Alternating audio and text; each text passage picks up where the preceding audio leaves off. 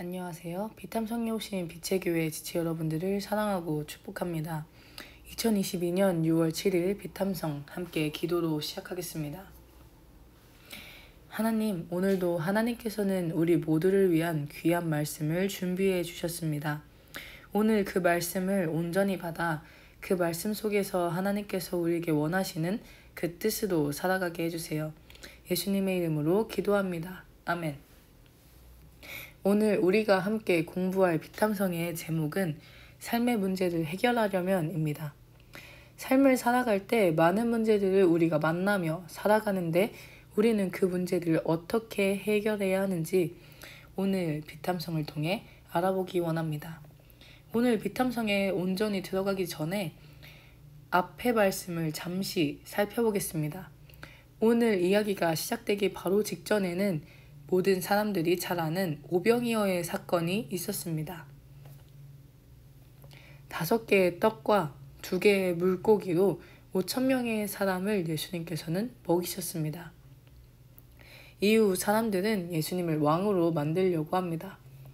이때 이 무리를 피하시기 위해 예수님께서는 재빠르게 제자들만을 바다를 건너게 하십니다. 이렇게 예수님의 명령으로 바다로 나오게 된 제자들에게 벌어지는 사건의 시작 단계가 바로 오늘 비탐성의 말씀입니다. 이제 본격적으로 오늘 비탐성의 본문을 들어가겠습니다. 마태복음 14장 24절입니다. 제자들이 탄 배는 그 사이에 이미 육지에서 멀리 떨어져 있었는데 풍랑에 몹시 시달리고 있었다. 바람이 거슬러서 불어왔기 때문이다. 아멘. 제자들의 배는 육지에서 멀리 떨어져 있었습니다. 이 부분을 동일한 사건을 다루는 마가복음 6장 47절에서 보면 바다 한가운데라고 이야기합니다. 유대인들에게 바다는 지금의 우리가 생각하는 바다와는 매우 다릅니다. 유대인에게 바다는 어둠의 세력이 준동하는 꾸물거리며 움직이는 공간이라고 이해되어 있었습니다. 요한계시록 13장 1절에서 보면 짐승이 올라오는 곳, 그곳이 바로 바다입니다. 이와 같이 어둠의 세력이 있는 공간, 두려움의 공간이 바로 바다입니다. 제자들의 두려움을 더욱 증폭시키는 것이 있었습니다. 바로 시간입니다. 마태복음 14장 25절에 따르면 바로 그 시각이 이른 새벽이라고 이야기합니다. 이 이른 새벽을 개역개정에서 보면 밤사경이라고도 나와 있습니다. 이 밤사경, 이른 새벽의 시간은 하루 중 가장 어두운 시각입니다. 땅으로도 갈 수 없는 바다의 한가운데에서 제자들의 배는 풍랑에 몹시 시달리고 있었습니다. 또한 가장 어두워 아무것도 보이지 않는 그 새벽에 말이죠. 매우 어렵고 힘든 시간을 제자들은 버티고 있습니다. 마가복음에서 보면 제자들은 노를 저으며 고군분투하였다고 되어 있습니다. 풍랑 속에서 살기 위해 어떤 것이든 열심히 하고 있었던 것이죠. 하지만 어떤 것도 얻어지지 않고 손에 힘만 빠져갑니다. 저는 이 제자들의 모습이 매우 우리의 삶과 비슷해 보였습니다. 우리는 문제가 왔을 때 두렵고 어렵지만 열심히 이리 뛰고 저리 뛰며 문제를 해결하려고 애쓰죠. 그러나 문제 해결은 보이지도 않고 그 문제로 인해 나의 마음과 몸은 더 힘들어집니다. 하지만 다행히 사건은 여기서 끝나지 않습니다. 이 사건은 새로운 시간을 맞이합니다. 마태복음 14장 25절입니다. 이른 새벽에 예수께서 바다 위로 걸어서 제자들에게로 가셨다. 아멘. 바로 제자들을 바다로 보내셨던 예수님께서 제자들에게 오시고 계십니다. 이 제자들을 구하시려고 오시는 것이죠. 이와 같은 사건에 보통의 제자들이라면 혹은 여러분들이라면 어떠한 반응을 보일까요? 만일 저라면 예수님 드디어 오셨어요. 제발 나 좀 구해주세요. 이 문제 좀 해결해주세요. 이렇게 이야기했을 것 같습니다. 하지만 제자들의 반응은 생각과는 좀 다릅니다. 26절입니다. 제자들이 예수께서 바다 위로 걸어오시는 것을 보고 겁에 질려서 유령이다 하며 두려워서 소리를 질렀다. 아멘. 제자들은 예수님을 보고 유령이다 라고 소리를 치며 두려워합니다.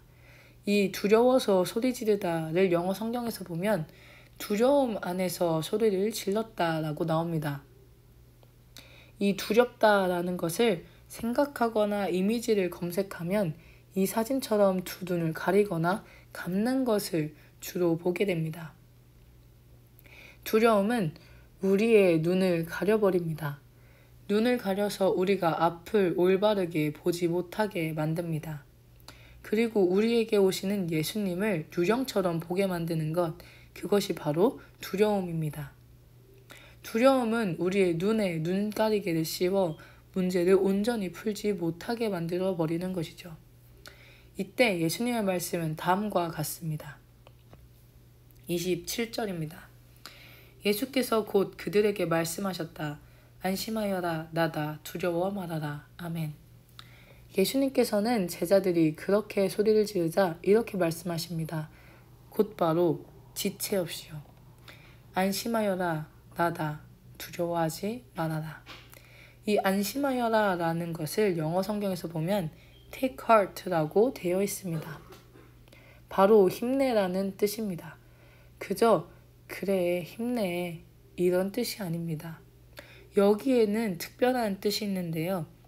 특히 가망성이 없다고 생각하던 중에 자신감을 가지라는 것입니다.